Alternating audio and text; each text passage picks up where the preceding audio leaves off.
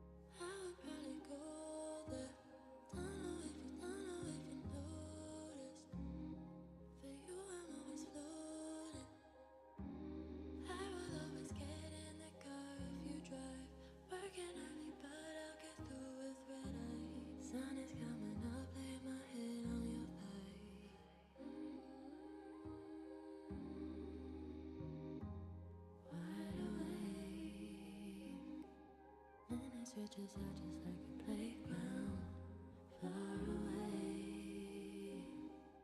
2 a.m. but I will still be slowed down, down, down,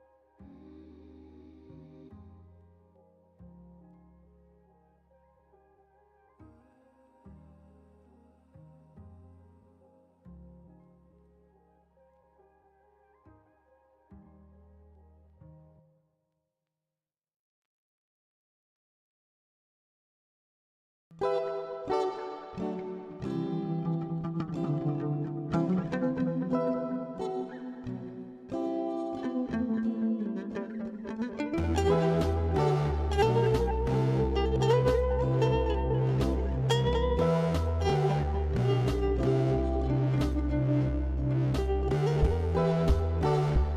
down, slow down.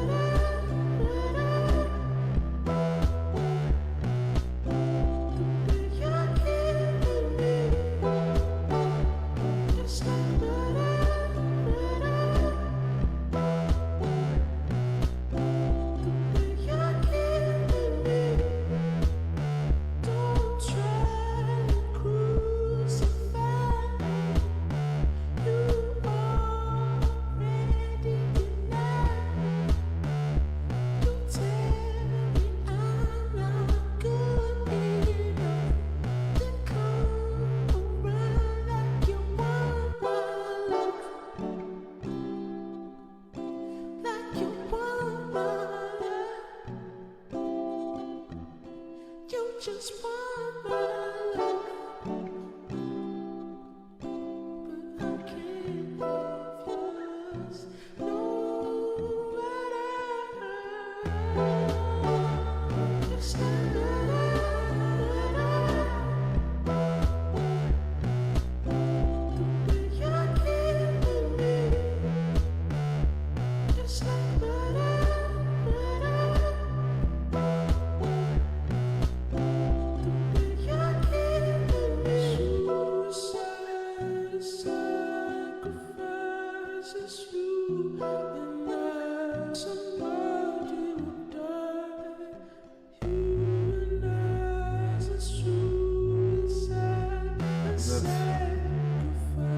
Alrighty, so that was annoying. Hello and welcome. Let me just hold up.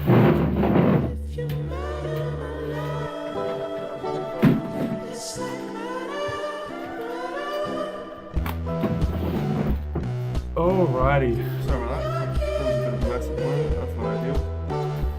I was trying to download a whole bunch of stuff today, NVIDIA broadcast, do some multi-streaming sort of action, but nothing is working this morning, so I'm just going to bring these up. But I thought I'd jump on, because I promised I was going to go live yesterday and I didn't, then I said I'd go live today, still haven't, so I thought I'd jump in, do a little bit 3D sort of stuff, do a little update of where we were yesterday, and then sort of, jump off. I've got to, let's see, put some stuff in the oven as well that's going to have to jump out in the next 10 or so. Yeah, so we have 10 minutes until something in the oven is coming out, but until then we'll do a little update on what's going on. If you jumped on the other day, you might have seen that we were recreating some stuff that I saw on Instagram in 3D, like a really cool ad. Today I'm going to be doing on the other side and sort of recreating some AI slop that I found in 3D, and we'll see how it sort of goes. Can you see how this stream goes? We've still got only one monitor and my laptop on the side here, so we'll do a lot of like head switching, and until we get a second monitor, it'll be a little bit of a sort of, interesting situation. But for now, I thought I'd just jump on and show you. Let's see if we can go screen share. Perfect. Yeah, this is our new little layout here. It's a little bit confusing, as you can see. Repeating situation there. Let's turn off that alert box, and we'll go here. So if you can see right now, let's close that. And close that. Gosh, NVIDIA broadcast can fuck off for now. Okay. I'll make sure I've got like the most updated live version on my laptop. So, if you did jump on the other day, we will read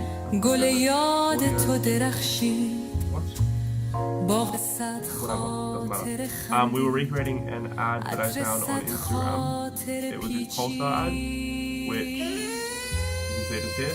And we're sort of recreating as much as we can, as much of it as we could in CG.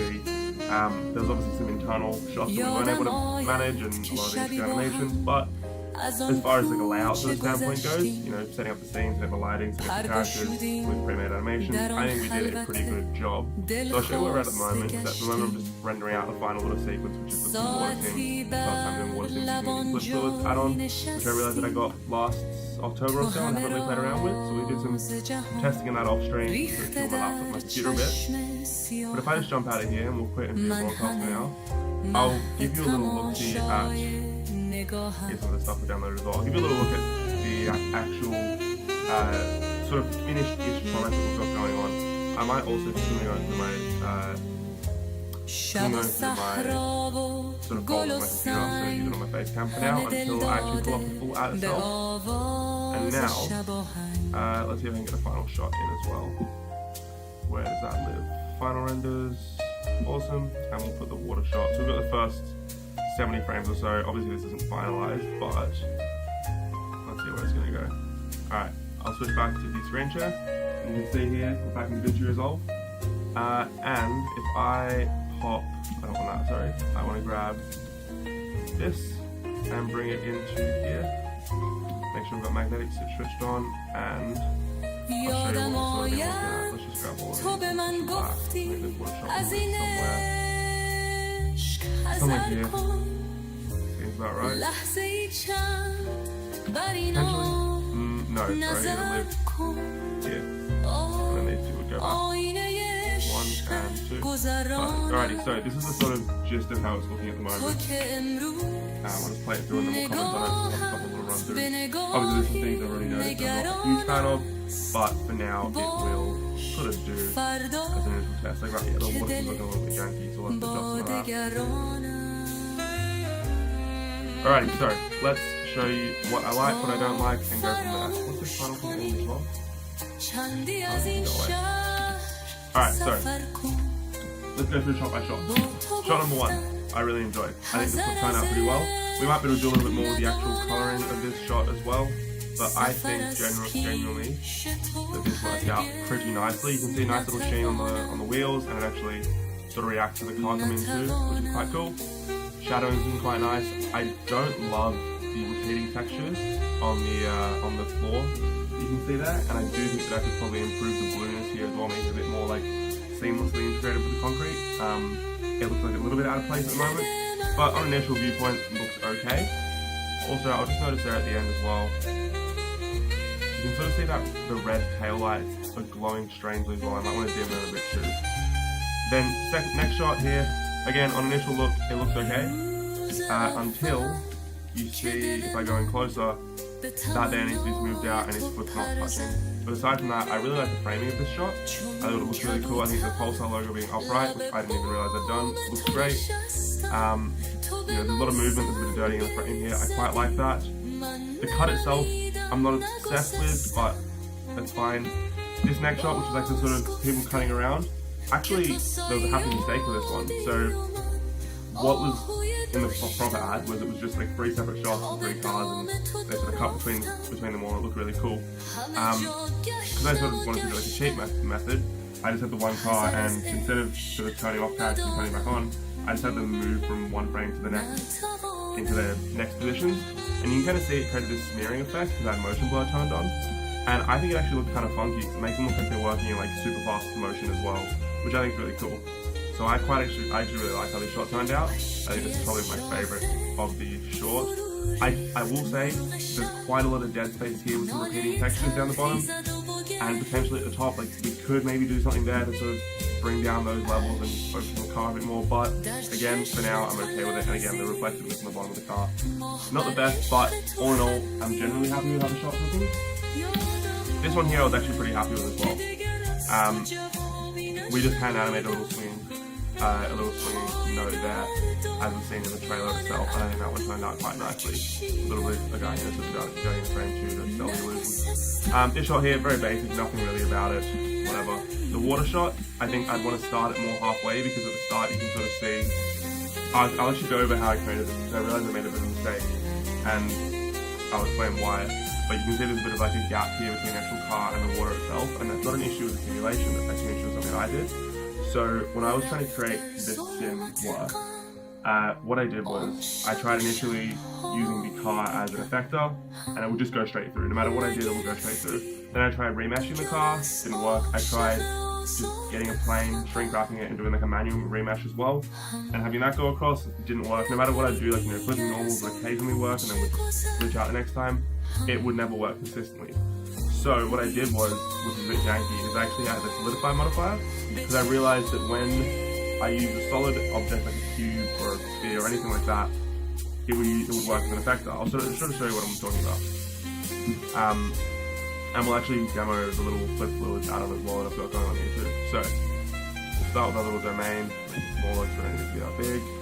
And then, let's say that I want to use just basic icosphere as my input object, which is going to live, where does it live? Sorry, I'm still getting used to this whole situation. Okay, so we're going to call this one the inflow, and then we'll grab a cube here to be our effector, and I'll just make it sort of like so. So you can see what should happen is it should just flow down and then touch the floor. So we'll have that be our, in this case it's called an obstacle, but it's an effector. Yeah. Anyway, so if I then go, I better save this file as well. We'll go back up to and call this water sim tests. And I'll sort of show you what I was talking about. Water sim testing. So if I hit bake on this now, it should, oh, sorry, I don't have the preview turned on. Hold on. Where's that? Simulation playback, was it here? Fuck, there's a way to like turn on visible preview as well. Auto load bake, perfect. So if I hit bake now, you can see, yeah, perfect. It flows over the actual object itself. That's what I wanted. However, what was happening was more like, I wonder if I can recreate it.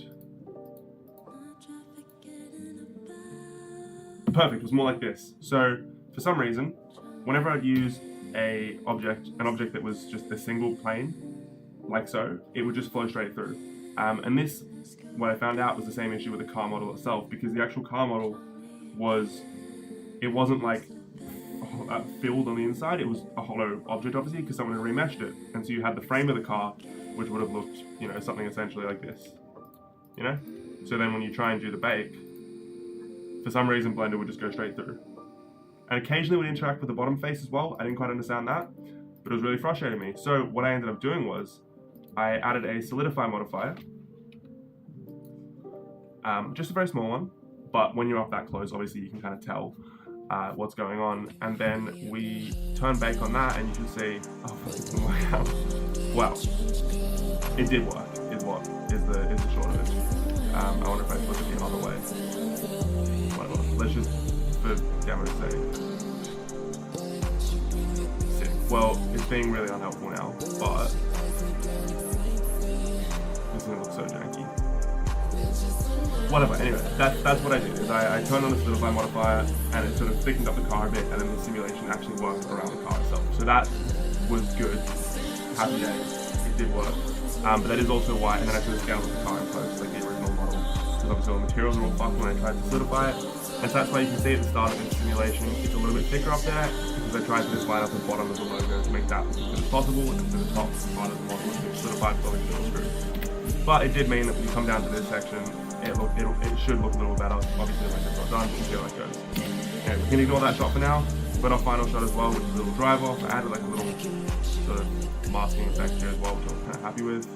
Just in Vinci. Oh shit, there's my timer. I'll go check my potatoes in a sec. But yeah, that was the sort of gist of what I was looking at, and we'll play it through once again. I'm kind of happy with how that all turned out. For now, obviously there's little tweaks and stuff we can do, but for a first pass, I'm okay with it. I know I call it final render, but whatever. There's some good bones here at least, and I know what to fix, which is good. We're not going to play around that anymore today. What I want to do, what I want to attack is, first of all, play around with flip fields a little bit, have like a little bit of fun, just see if I can, I don't know, try and make something cool.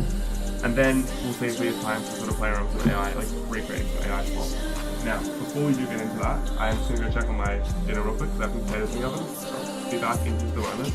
I'm going to switch my face cam for a sec, and then switch on a little timer to say when I'll be back, hopefully in 5 minutes or so. So, I've just switched off the big sharing screen thing, and let's now see if I can figure out how to use the Streamer Element add-on. And they just started using this today. Let's see. Edit element editor. Cool. Grab this. There's no time at the moment. If I grab my animated timer and give it a time of, let's say 07 and 21, we manually put the time in. Hopefully, I should update the top there. Perfect. And I'm just going to write a little back in. Cool. Checking on food, checking on my food in the oven, back in that amount of time. Perfect. Alrighty. So, I will be back in this amount of time, 3 minutes and 38 seconds. Let's just mute the mic.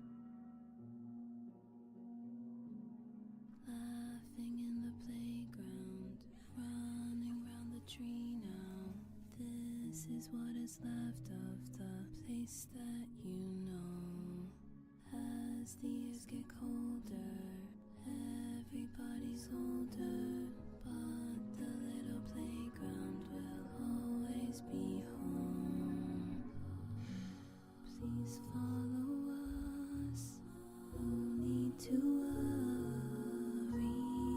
now. Everything stays, but everything changes too.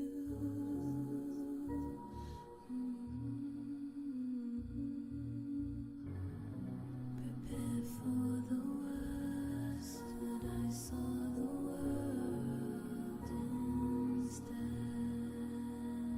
Everything stayed, but everything changed too.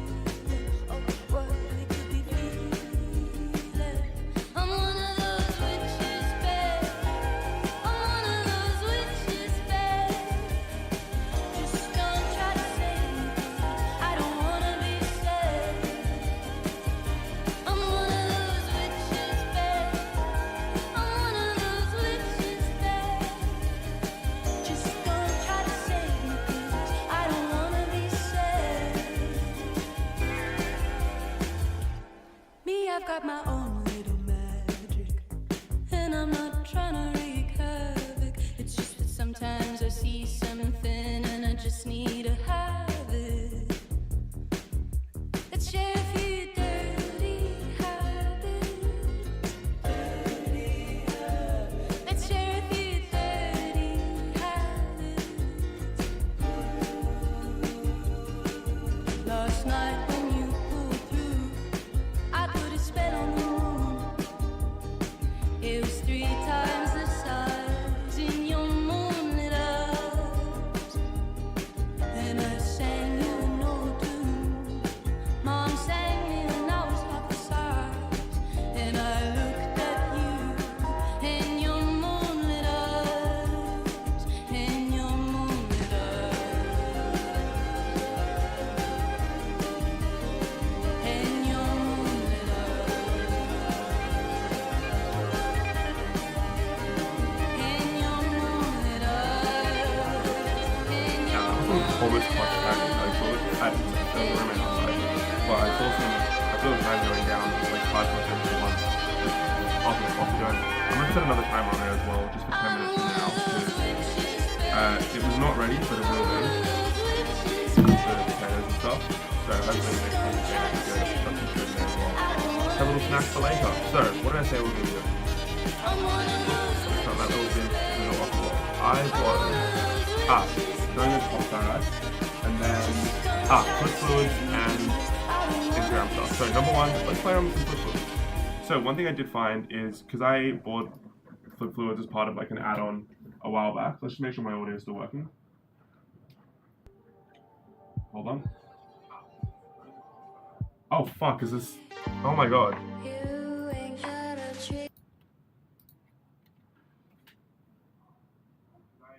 Sorry about that. I did not realize that was that happening the whole time? Sick. Okay. Well, that's annoying. Damn. I didn't realize that there was audio playing in the background the whole entire time. That's really frustrating. Yeah. Okay. Well, this is why I need like a better setup because I was wondering why it was so cooked. Okay. Sick. That's wonderful. Everything else is fine for now, I think. Yeah. Beauty. Well, we're going to play around with some flip fluids, which I found only works in 4.2 at the moment. Essentially, I had to I'm using 4.4 for like my main stuff because I got that through Steam, but then I've downloaded a long-term support version of 4.2 because when I purchased the flip fluids add-on, it was part of like a big bundle, like a end of 2024 bundle or something, which means I just got the one version with like no updates for the future. So, any bugs or whatever in there are going to last forever. There haven't been any bugs that I've found so far, but I haven't like played around with it enough. But it does mean as well it's not being updated for future versions of Blender, so it's just for that long-term support of 4.2, which, to be honest, is fine for me for now. And so I've got a whole bunch of other add-ons that I'll be keen to play with, but it does mean that for now we can just use this, 4.2 version, which is at least hopefully more stable. And I also want to have a little test around and see what we can do. So I think step 1, we're just going to do like a basic, fill the frame. I wonder if I can dupe this and just like stop it from being a flip fluid, it should just be a cube, right? Yeah, perfect. So if I just want to make like a whole, a big wave down the bottom, what I do is click this and then go fluid, right? And then when we go down to, where is it? Auto load bake. And then we go save, water sim testing, and we bake this, it should just go. Okay, but it doesn't for some reason. Cool. So if I just scale it down a smidge, now it should.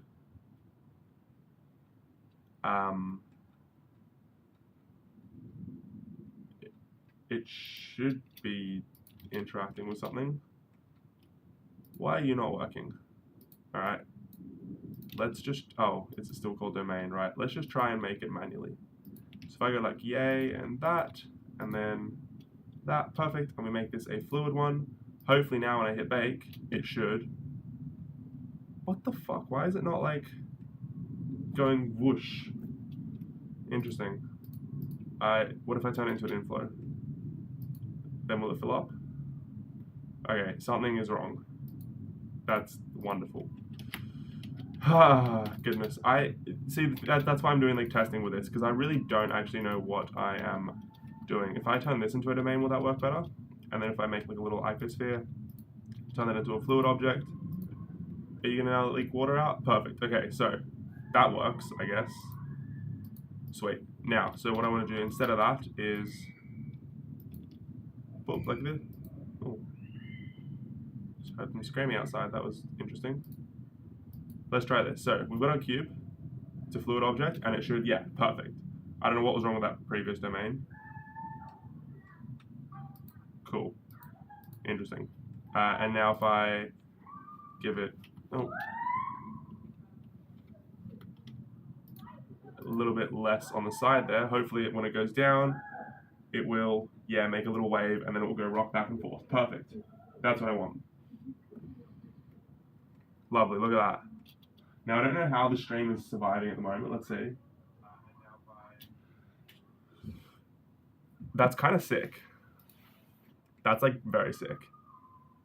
So the next thing that I want to try is if I've got this, and we'll just make it like extend it out a little bit again. I want to try and drop an object into there. That's the next one. So we should figure out how to do that. So we've got what we've got is our water object, which sort of falls down. Because there's no room for it to go, it just lives as is. Okay. Then if I create a little cylinder and make it an obstacle, hopefully when it drops down, we'll see like a little bit of interaction here. Perfect. Okay, so that's good. That works. Then I want to increase this sort of chaoticness. Make it a... See, I don't know if it's going to interact with the fluid at this point, but we'll give it a shot. If I hit bake on this rigid body object, this is going to fall down. And I have a feeling the cylinder is just going to fall straight through the water, right? And not interact with anything. Okay, cool. That's fine. Not quite what we want, but that's okay.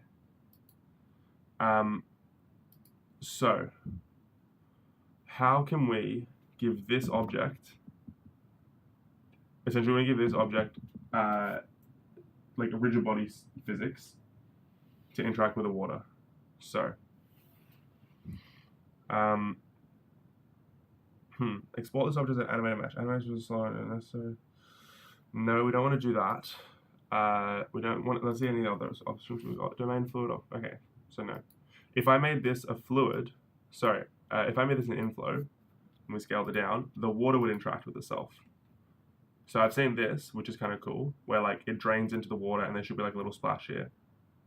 Perfect, so that's kind of cool, right? We can interact with the water. But what I want to do is have an object falling into the water.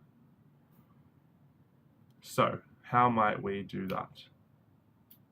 Step 1, open Google and go and just ask Google. How to have object rigid body interact with fluid sim blender. Let's see. Okay. Fluid sims and rigid bodies don't interact. You have to fake it. Sick. Okay, so get the object, bake it to keyframes. Okay, that's fine. Kind of. Not really. So I can't drop something into the object is what it's saying here. That's a bit annoying. So if I wanted to like make like a boat, for example, I'd have to fake that. I guess because it's not Houdini, I can't fuck around with that. Flip fluids, rigid body interactions, dynamics, maybe. Like, let's say, okay, let's just check this tutorial. That's exactly what we want. That's exactly what we want. Okay, so let's see. Is this Blender? It is, okay. So it's got his rigid body. I can't hear the audio, obviously. But let's see. I don't quite know what's going on, but so that interacts with nothing.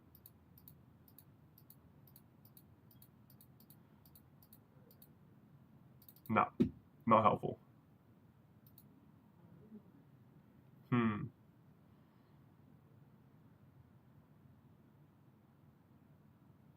A rigid body can push objects around in the fluid. Okay, so if I, instead of, right, so maybe I do have to fake it. If I just pretend it's like an animation and just like we pretend like we're a really good animator and sort of do that, would that work potentially better? So if I make that an obstacle instead of an inflow, and then we bake that, maybe this will work better. Let's see. So look, oh, our object's like falling into the ground very, very slowly, apparently. So if I look in wireframe view, perfect. Okay, so it does interact here kind of nicely as well, and then it's gonna bob up potentially.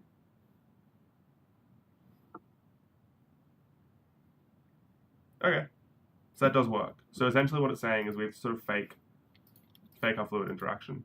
That's fine. So that would mean as well, say I've got, okay, so I think what I want to try now is I want to have like a glass of water. So we'll grab a cylinder. We'll make that our domain. Cool. And then I also want to then obviously put the same cylinder on the outside. But that's not a part of the sim. Like that's just, you know, make believe. Let's pretend. Cool. Oh dear. Stop that timer. We'll go back in a minute. So we've got our glass of water, and then, sorry, that's our domain. Fuck, sorry, that's silly me. Here's our glass of water.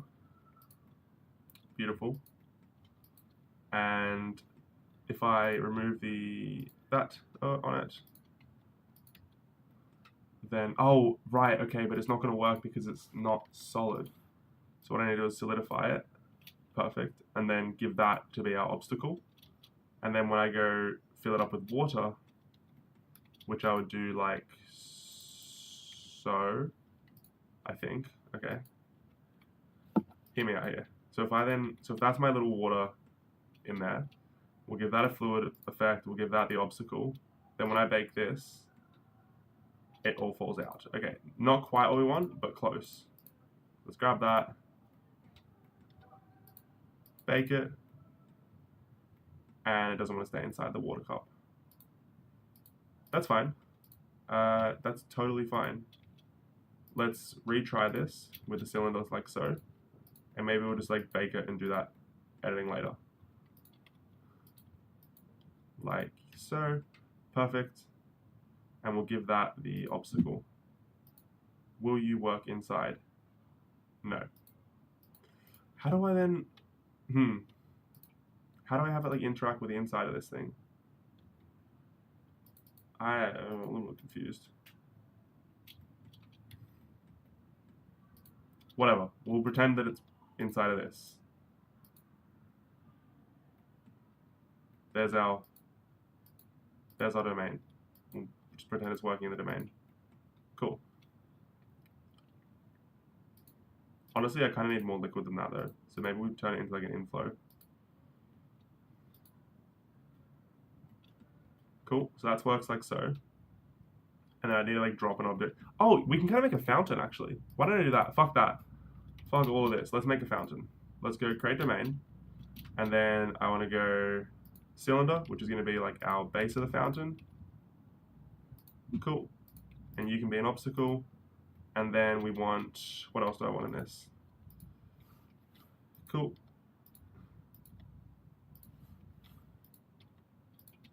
All right, here's our sort of fountain. And then in the top here, we're going to have one more cylinder.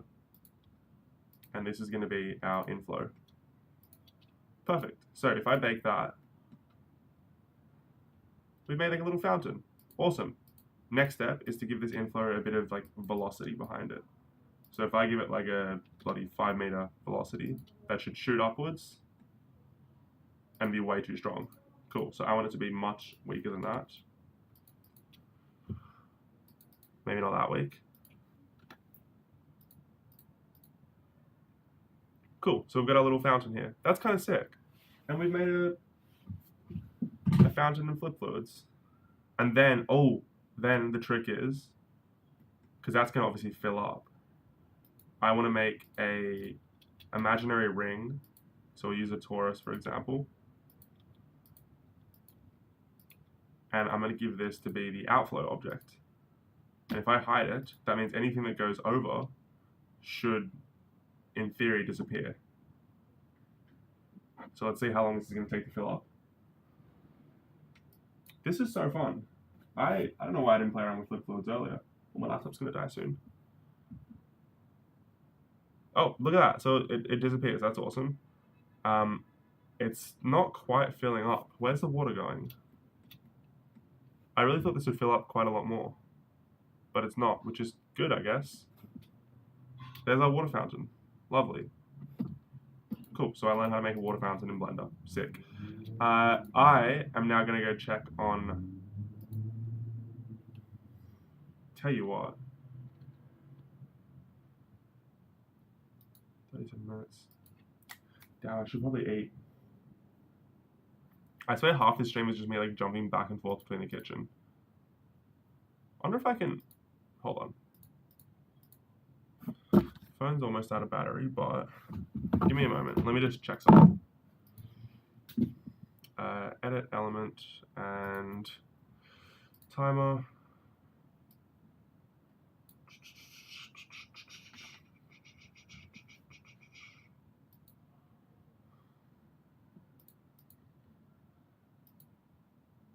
Okay.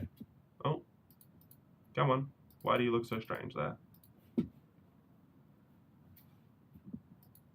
Foreground, background. Save and publish. Perfect.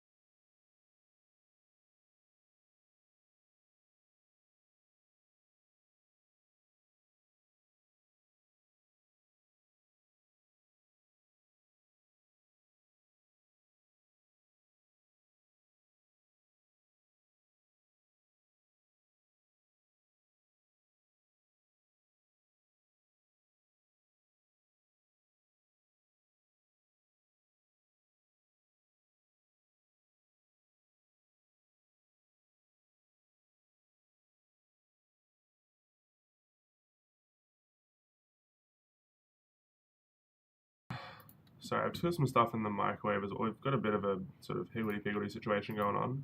But I just want to see if I can actually sort of take you with me for a sec. So what I'm going to do is go video capture device. Cool, number 2. And I want it to go to my phone. And hopefully, I should be able to get my phone as part of the video capture device. Let's see. Come, there we go, there was a ding. Perfect, tap this camera icon. Not fucking little. Where are you? Not Droid Cam. Tap this button to allow your phone to stream to the PC. So, if I go pause video, resume video, it should be showing up now. It was paused. It's no longer paused. But it looks like, fuck, this is annoying. Goddamn. It's pause video, doesn't want to come up, resume video. It's just being frustrating. It's just not cooperating, which is like super fun. We can get rid of that for now.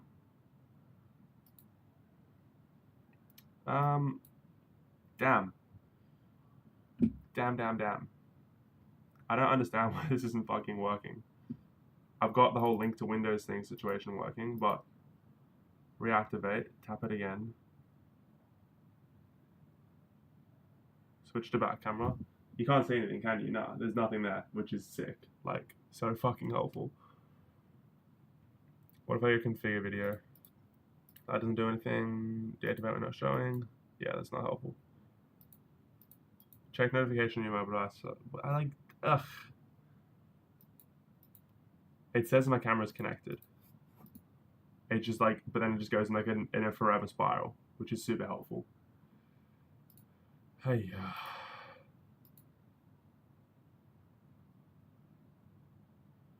So frustrating, I swear.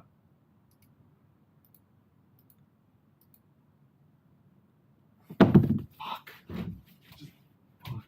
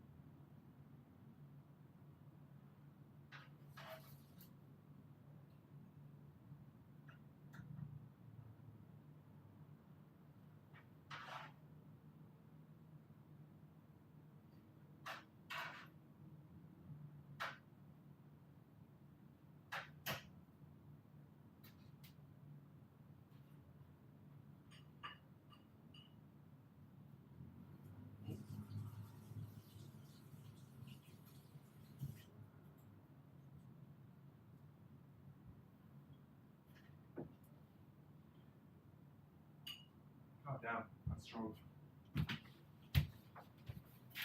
Alrighty, so. Oh, I just fucked up big time. Okay, so. I'd like to explain what's just happened. So, the other day, I made a delightful little roast. Had like a nice cut of beef. I'll see if I can pull up an actual image as well. It was really nice.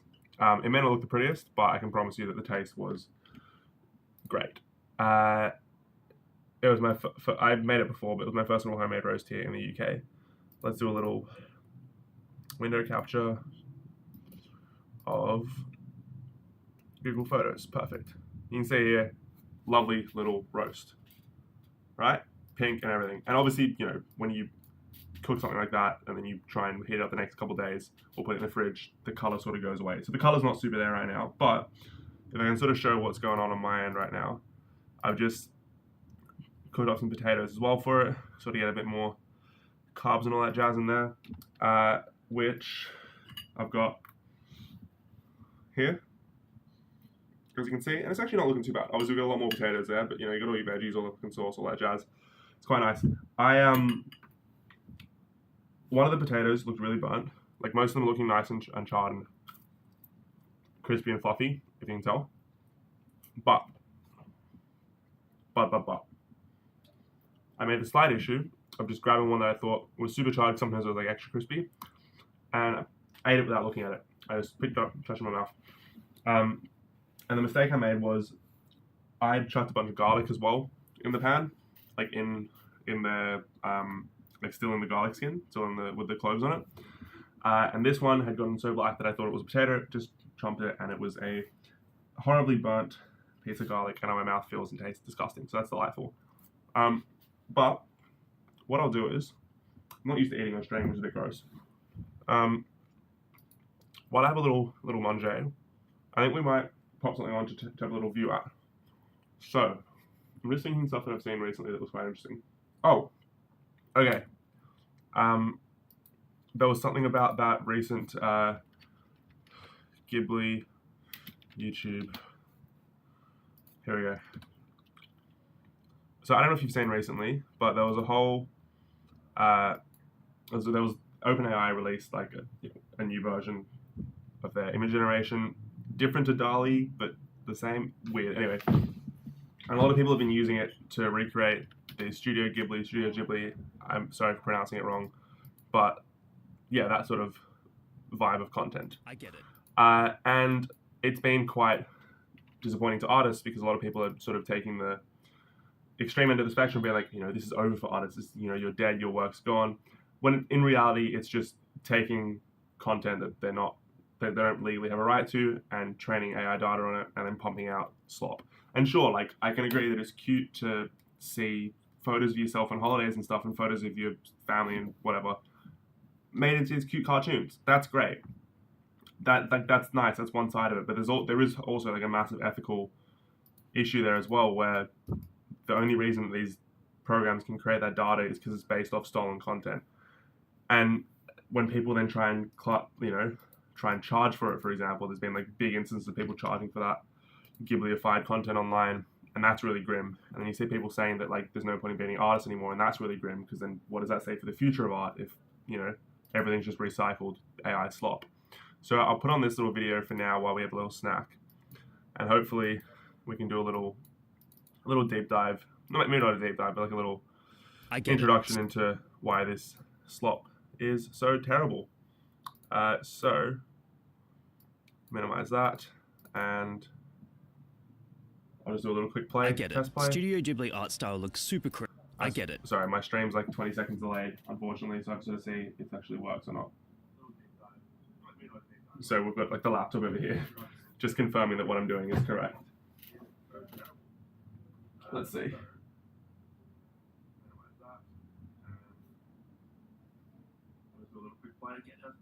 Perfect. Okay, here we go. Studio Ghibli art style looks super crisp, and there's a reason why Hayao Miyazaki is considered a master of his craft. The fact that OpenAI has been the talk of the town since releasing 4.0 image generation is no accident, as it has proven to generate some higher quality visuals, with many recreations of famous... Hold on, I realize I should probably listen to this as well, to actually figure out like what's on, because I've listened to it before, but can't hear it right now. Oh, very low battery, my thing's on 10%. That's not ideal. Oh, shush. Let's go back to OBS real quick and find our mic is still live. Perfect. Okay. Famous moments in history at the forefront of the new tech. Okay, let's start that again. I get it. Studio Ghibli art style looks super crisp, and there's a reason why Hayao Miyazaki is considered a master of his craft. The fact that OpenAI has been the talk of the town since releasing 4.0 image generation is no accident, as it has proven to generate some higher quality visuals, with many recreations of famous moments in history at the forefront of the new tech. It's not the first time... Sign in as well. I'm sure you have seen this by now, but if you haven't, check out this guy's morning routine thing. It went all over the internet, just insane, very strange, that over the top like alpha male sort of bravado bullshit. So it's something, obviously it is funny to see that, you know, these like memeified things come to life. Also, one thing with this meme as well is the guy sort of, obviously you're not gonna just you don't want to think the whole internet's laughing at you. He started laughing at you, so he sort of started making some content around it as well, which is kind of funny. And it was a bit sad that a lot of the comments are like people are laughing at you, not with you, but whatever. Many recreations of famous moments in history at the forefront of the new tech. It's not the first. Sorry, jumping again. Yeah, XQC as well said some horrible shit to it. He made some tweets about how again, this is like used to be the biggest streamer in the world, one of the biggest content creators in the world. Now has sort of gone down that right wing conservative pipeline, and he just said some shit about AI artists, AI artists being better, and he doesn't care about the person behind it, just the product, which is just like a bit gross to hear about, especially when like his entire contribution is just like reacting to shit and sort of screaming unintelligibly sometimes. To say that like there's no point of having artists anymore is a bit. Time AI has been used to make anime-style creations, but it's certainly the first time it's looked decent enough to almost pass for the real thing. However, there's a reason why so many have spoken out against it, as they're arguing it's taking one of the most beloved art styles in the world and making a mockery. That was also a really good point as well. So I'll stop interrupting all the time. Actually, I won't.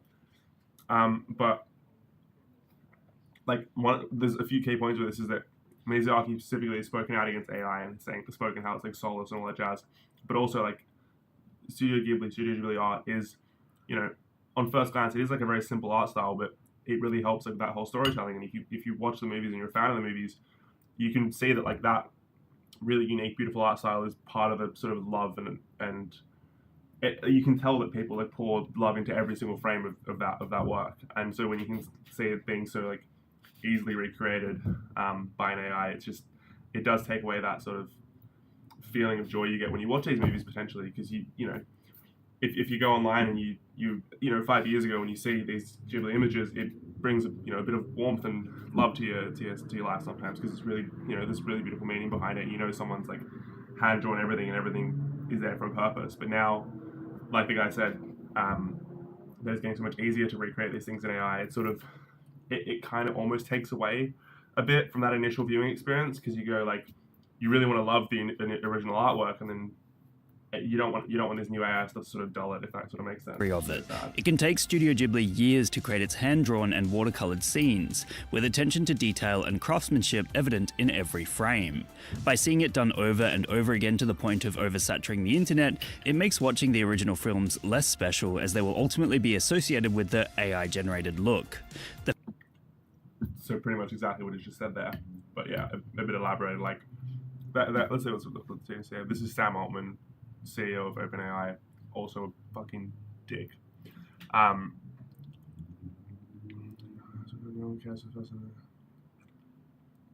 Yeah. Oh, this was another weird thing as well. There was some like AI artist like trying to like anytime someone would disagree with him, he'd just post a pregnant version of them, which was fucking weird. Just really weird obsession with like pregnantifying everyone. It was very, very strange content. Yeah, and it's the whole same argument as well of like we wanted AI to, do our dishes and do the menial tasks so we can do art, not the other way around. And it's just kind of the fact that further progressing that sadness there. That many are taking the style. Also, again with this, yeah, like because obviously it is just an AI doing it. It doesn't quite know what the whole purpose of a photo is. When we see this original image, you can see the guy's looking at her, she's pissed off at him. Here it completely skips that entire meaning. I think in one of the other images, it was a Turkish shooter guy from the Olympics. He came second, and you can see the Olympic rings in the background. There's only 3 of them, and so on initial glance, you go, "Oh my god, that looks so cool." But then the more you look into it, you go, "Hold on, that's actually nothing like the original image. It has none of the. It's not actually like the original image is impactful because you can tell what's going on immediately on glance. The only reason you can sort of relate to this is because you recognize what it is copying. But then when you look further, you go, actually, this image makes no sense outside of the context of the original image. And making their own work with it. Sorry. Which is sort of the whole point against AI, image generation in general is there's none of that. Like, there's actually no intent that the AI is not actually creating intent. It can't actually create intention in these artworks. Whereas when an artist does something, usually everything is there for a reason. Whereas the AI is just trying to replicate what it knows and what you've trying to told it to do. So it doesn't actually know what it doesn't actually have that human touch to it, obviously. Associated with the AI generated look. The fact that many are taking the style and making their own work with it, giblifying what already exists, is likely to make Miyazaki extremely upset, as he's already expressed immense dissatisfaction with machine created stuff in the past. When shown AI doing its thing and presented with the idea that a machine would draw pictures like humans could, he said, "I feel like we are nearing the end of times." This was also several years, I forget how many years ago, this was several years ago when, like, I don't know if you remember what AI images used to look like, but they were proper slop. You'd have those old, you can remember the old, like, Will Smith eating spaghetti stuff, which happened like 2 years ago, and it looked like shit, and now they can make, obviously, photoreal stuff. It's kind of crazy how much things have Even the White House changed. posted their version with a I'm going to be pausing every 2 seconds. This shit is crazy. The White House account posting them locking up, like, illegal immigrants, fucking insane. That whole, like, the White House account and the White House, like, official website as well, it's just completely, I mean, a lot of America's completely off the rails, especially after the whole tariff thing that happened recently in the markets, the biggest low since COVID. But yeah, the White House account it's just turned into like a complete right-wing slop fest. picture of a person Disgusting. being detained, made to look cutesy through the Ghibli style. You can tell it's AI generated because the person being arrested has their fingers looking all messed up. It is a good point as well. There are certain key factors you can use to recognize AI artwork, and one of them for a while has been the hands. And sometimes you can see it is getting better with the hands. Like this one, you can potentially play off as being like a fist like that. But the right hand here, you can see you've got 1, 2, 3, 4, 5, and then like some lumps here as well. Clearly, the AI doesn't actually know what it's creating. It's just trying to replicate something. You can see like dead behind the eyes, which I guess kind of would be realistic. But yeah, that's where you can sort of very much tell that stuff is AI. But ultimately, many are shocked that a government institution would be using it at all. Perhaps their goal is to simply get as many eyes and ears on the account as possible and provoking out. I actually spoke about this the other day as well with some mates, because we were discussing the whole world of marketing and how things are changing. And I don't know if you remember, a few years ago, Wendy's was one of the big first companies to sort of begin replying to people on Twitter, especially. And then they'd make up like snarky replies, and people really like related to the brand. And then a whole bunch of other brands sort of began giving themselves personalities, but because they were all really corporatized, it was kind of this little circle jerk suck fest of all the brands commenting on each other, and it became really embarrassing. And then the world of marketing sort of evolved with the world of brand marketing evolved where Duolingo created a really Gen Z-ified version of their mascot, and that was cool for a bit until other companies. It's still it's still fun to watch, but then all these other companies start doing the same thing, and it just, you can tell what's going on behind it, which is a bit grim. Like there's no personality behind it. Everyone's just trying to jump onto a trend, and it becomes really dull. Outrage is one way to do it. AI continues to bring ethical questions into debate. Perfect tweet. You'll never be able to replicate Ghibli, no matter how good you think your AI generated trash looks like, for it fundamentally lacks all that makes a shot great. Emotion, depth, the heart and soul only visible in the labor of an artist who worked to create this specific frame. Exactly. Debate moment after. I will say that it is unfortunately slightly different in certain other, animated projects. When it's hand-drawn animation, everything is there for an exact reason. I can obviously say from a CG standpoint, everything there is there for a reason, but sometimes things do sort of accidentally glitch out, or, you don't notice it on a playthrough, because when you're having 24 frames a second for an entire film, sometimes little incidents sort of go under the radar. There's a famous one with like Elsa when she's doing like her hair swinging, where the hair sort of clips through her arm, and because it's such a small mistake, most people won't notice, but because it's the internet, one person notices and everyone does. So there are like, in 3D animation, you can have those sort of impacts where on a specific frame you can potentially see little imperfections. But again, the general point still stands. Like overall, an AI won't be able to recreate the intention or the human touch behind these images. Moment, as it has been proven to be used to represent things that don't exist already. There are people using it to make certain influencers look like they have Down syndrome, creating accounts. That was fucked as well. There's been, like a weird fetishization of like people with Down syndrome and turning influencers into Down syndrome versions of it. Really horrible. There's also been a whole bunch of like AI OnlyFans models as well, which is a whole nother thing, because that's getting trained on other people's stolen. It's just disgusting content, because it's taking advantage of other people and in horrible ways. To make Horrible. money this way. This is without a doubt a pretty insane idea, as it demonstrates one of the more absurd and probably in some way illegal usage of AI. In short, the giblification of the internet via AI has certainly brought into It's like a weird fetishization, and like almost it's a step further away from a step further in a gross version of those like AI generated nudes that people created years ago, and would get sued over because it's disgusting content. Like it's horrible, and now they're creating. You know, it's hard to talk about, honestly. to question the ethics of machine-generated images, as while some are loving the magic of the anime being brought into the everyday, others criticize it for devaluing an artist by turning their work into mass-produced slop. What meme would you guys like me to give a lesson in next? Let me know in the comments below. And remember, like and subscribe. Great content, lessons in meme culture. Like I haven't seen a lot of the videos, but that amazing video. I will say as well, I've barely touched I haven't been eating the veggies so far. I've barely touched the meat, so I'm gonna find a way to. I gotta be careful here. Hold on. Let's find a longer video we can put on and watch. Oh, okay. There was one that I haven't seen recently that would be good to watch. Corridor Crew. The Wallace and Gromit one. Here we go. I think especially now that I'm in the UK, because the creators of Wallace and Gromit are based out here.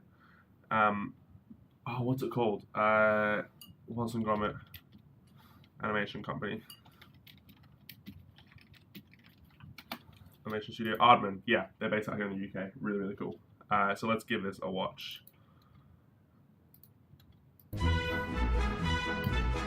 Hopefully the headphones don't die. Hi everybody, welcome back to another episode of Animators. Hi everybody, welcome back to another episode of Animators React. This is a very special episode today. We're joined by Wallace and Gromit here, plus Feathers McGraw and Norbot. Wallace and Gromit were kind enough to bring two incredible guests with them. I'm Nick Park. I'm the original creator of Wallace and Gromit and have also co-directed Vengeance Most Foul with Merlin. I'm Merlin Crossingham, creative director of Wallace and Gromit, also director with Nick of Vengeance Most Foul. Good grief, it's you. I will say as well, just like Miyazaki's work and just like a lot of, some of the Spider-Verse stuff, it is really nice to see some of these older animation techniques still being around today. Like, that is really lovely. Ooh. Again! Nick, Merlin, and their studio Aardman Animations have played a foundational role in claymation and stop-motion animation. In this episode, we're going to go from the earliest Wallace and Gromit short films to the technical marvels of Vengeance Most Foul. We're going to dig into a bunch of stories. This is going to be a good episode. Fuck, I feel like Jesus. Well, first and foremost, now, can we talk about these guys? Yeah. I mean, these are the models you used on camera. Yeah. These are the actual actors. And the scale as well. Oh, this is how big they are. When you go close up, we go close up on a model this size. All of Wallace's face and Gromit's face, it's all about the size of your thumbs and just be able to tweak the things in the way that you want. I thought these were clay initially because, it's called claymation. In the early films and Grand Day Out, it was like a clay torso with aluminum wire and I don't know why, this reminds me of Pingu. I don't know if you've seen Pingu before, but that's giving like early Pingu content. Like all this sort of claymation vibes. Oh, there's another one as well back in the day that I used to watch that completely spaced on.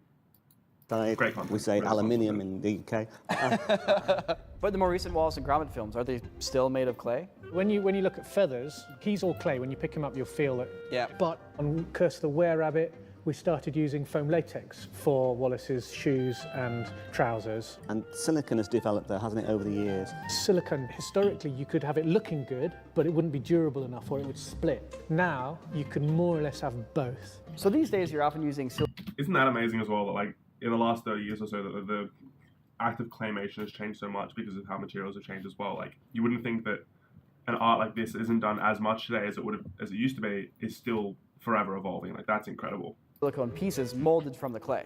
Now, in the original pieces, there's a lot of like fingerprints and stuff like that in the models. I noticed you actually have some fingerprints here on his hand. Yeah, and it's important that even though these silicon trousers, for example, and silicon sleeves, the originals are clay, and they have the fingerprints we deliberately make sure it's not too slick and not too smooth. Even in That's a nice thing as well to know when you're making CG content.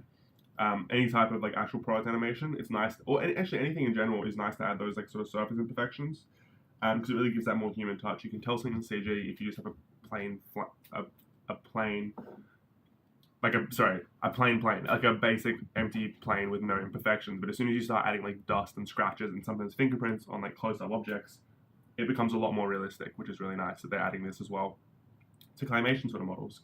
Until very recently, the biggest problem It gives it that more human touch, obviously. was that silicone always looks shiny, and we want a very matte finish, so it looks like the clay. Our model making department discovered that when it's curing, if you sprinkle icing sugar on it, it gives a matte finish. Wow, okay. How did they discover that? I don't know. Who was like, sugar, whatever?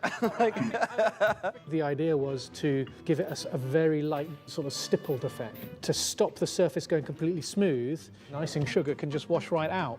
I have a bunch more questions about these puppets, but before we do, That's amazing. Look at the actual internal mechanisms of that guy.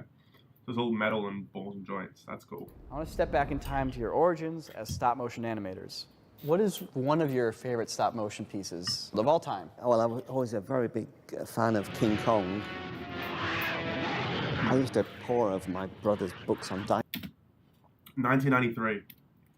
Sorry, 1933. Okay, that makes almost. I was going to say just over 30 years, and it's changed that much. No, this is almost 100 years old now. dinosaurs, imagining what That it looks incredible for 100 would be years like to live among them.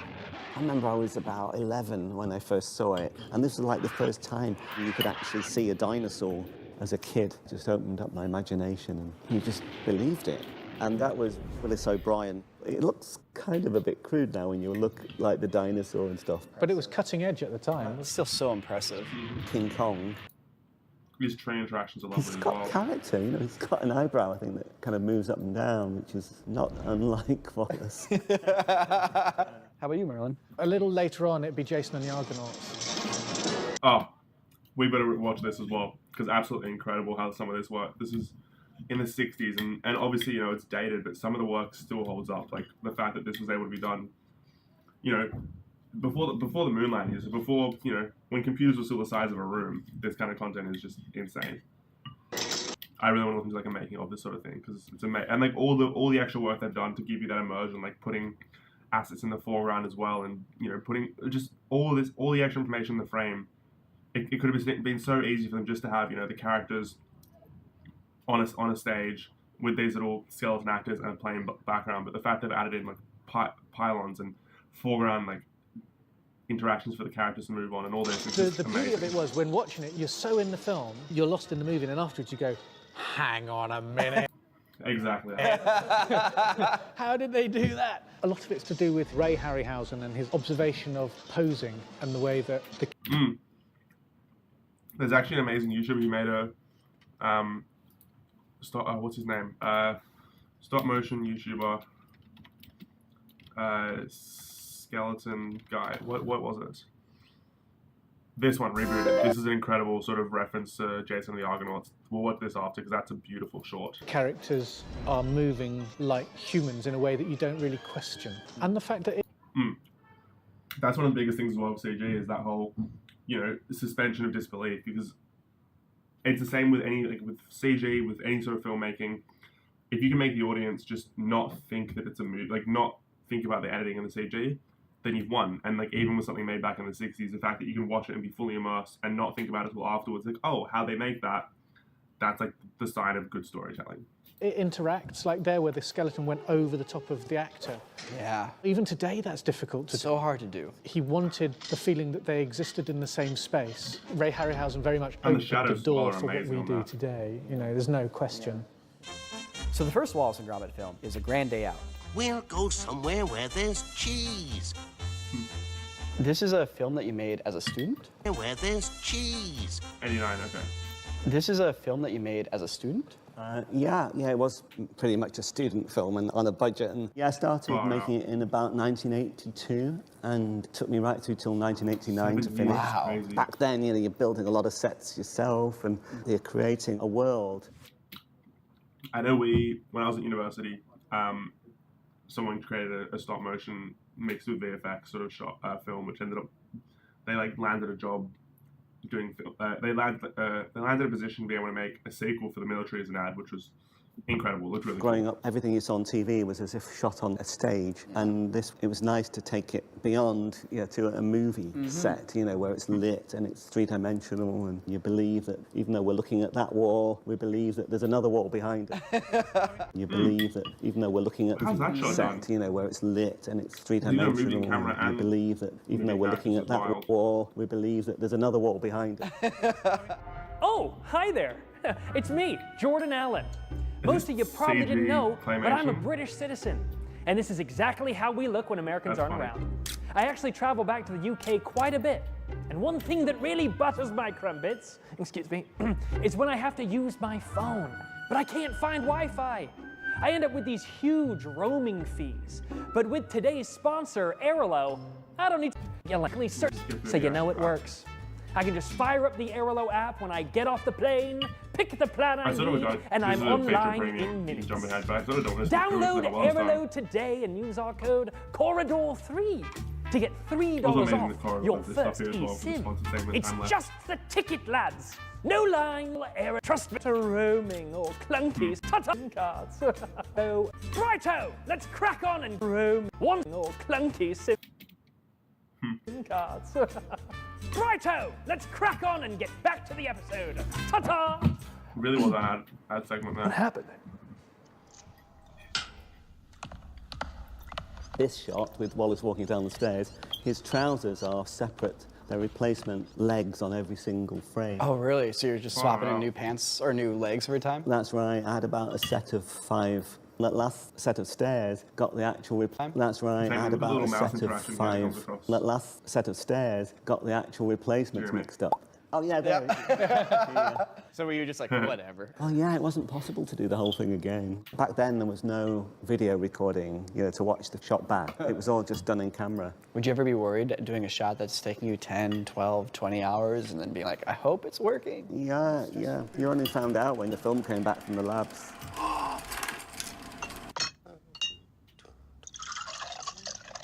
That's So the first thing insane. here, like the pouring of water. It's stop motion, so whatever Just you're fully doing it blind is amazing. taking a picture of has to be able to hold that position until you take your picture. How did you do that? That was using cling film, sandwich wrap, Okay. Just take a piece of it Wow. and stretch it a bit and it just looked like water and replace it every frame. If you put sound effect on, you just believe it. It's dead That's simple true. to do. Right.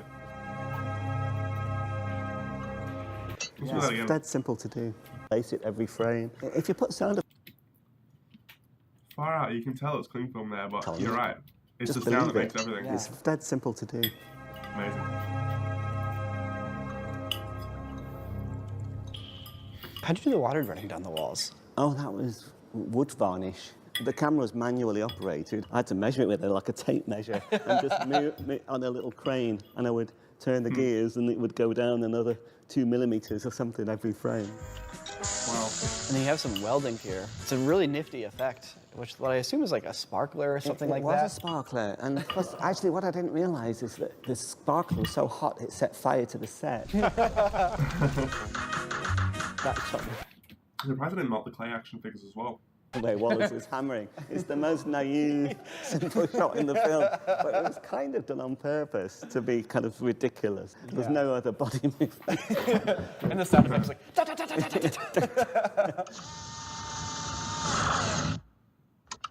Whoa. And then this was kind of my first gag, really, in Grande Out, and my first bit of go motion. Yeah, I was gonna say, so you have motion blur there. Yeah, he was on some kind of axle that went through the drill and just replaced him with another grommet with his arms out. Every time it took a frame, just spun him a bit on a second Wow. exposure or something.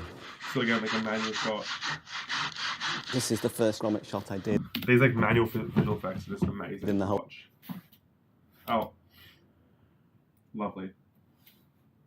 Well, there goes my headphones. And it's 10 o'clock. I'll tell you what, it's been a bit of a shitstorm today. And for some reason, I don't know how to actually end a stream. So what I might do is I might say goodnight now, jump on properly tomorrow. Tomorrow I'm working. I'll try and jump on tomorrow and we'll do a little bit of a finish through of this. I'll charge the headphones, make it a bit more organized. Potentially try and get the actual re-streaming, the multi-streaming set up properly. But yeah, thanks for jumping along if you were watching. I think it was a pretty quiet one today because of the shitstorm at the front at the start. But